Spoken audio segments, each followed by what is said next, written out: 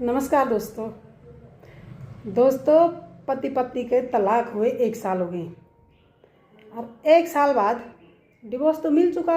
कई सालों के संघर्ष के बाद डिवोर्स मिला और 1 साल पहले डिवोर्स हो चुका है। अब पति पता क्या कह रहा है, पत्नी को फ़ोन करके। अब पति तो रूम कमरे के किराए में रहती, रूम लेके बच्चे होंगे उसके साथ। तो पति पता क्या बोला, तलाक होने के बाद मुझे तेरे साथ रहना है, मुझे आना है, मुझे तेरा एहसास हो चुका है कि तेरे बिना मैं कुछ नहीं हूँ। अब घर वाले भी मुझे ज़्यादा पूछते नहीं। तो पत्नी बोली, जब मैं तेरे साथ थी तुमने मेरी कितनी कदर की। उन दोनों में आए दिन झगड़े होते थे और ज़्यादा से ज़्यादा अपने घर वालों के पक्ष में रहता था, नहीं मतलब रखता था अपने बीवी बच्चों से। तो उसने स्वयं तलाक का डाला बल कि नहीं, मुझे तेरे साथ नहीं रहना है, मुझे अपने घर वालों के साथ रहना है, तो ये सो। अब उन्हीं घर वालों की निंदा अपनी पत्नी से कर रहा है कि मुझे पूछते नहीं, मुझे कुछ समझते ही नहीं। आज मुझे तुम लोग का एहसास हो रहा है, तुम लोग मेरी ज़िंदगी में बहुत मायने रखते हैं, मैं वापस आना चाहता हूँ।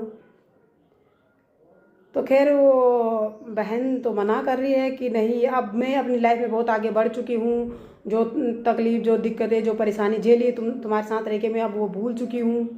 बड़े मुश्किल से मैं रिकवर हुई हूँ। अब वो अपने पति के साथ रहना नहीं चाहती, पर पति फिर भी फोर्स करा, नहीं मुझे रहना है। तो दोस्तों आप कमेंट करके बताना, क्या उस बहन को अपने पति के साथ रहना चाहिए कि नहीं रहना चाहिए। पति रोज़ फ़ोन करता, कहता कि मुझे नहीं, माफ़ कर दो, मैं तुम्हारे पैर में गिरता हूँ, मैं उन चीज़ों के लिए माफ़ी मांगता हूँ, मुझे एहसास हो चुका, मैं तुम्हारे बिना कुछ नहीं, अपने बच्चों के बिना कुछ नहीं हूँ, मुझे तुम लोग की याद आती है। और मज़े की बात तो ये है कि उस बहन ने रूम ले के रह रखी, पर अपने पति को नहीं बता रखा कि मैं रूम लेके कहाँ रहती हूँ, कौन से शहर में हूँ, है ना।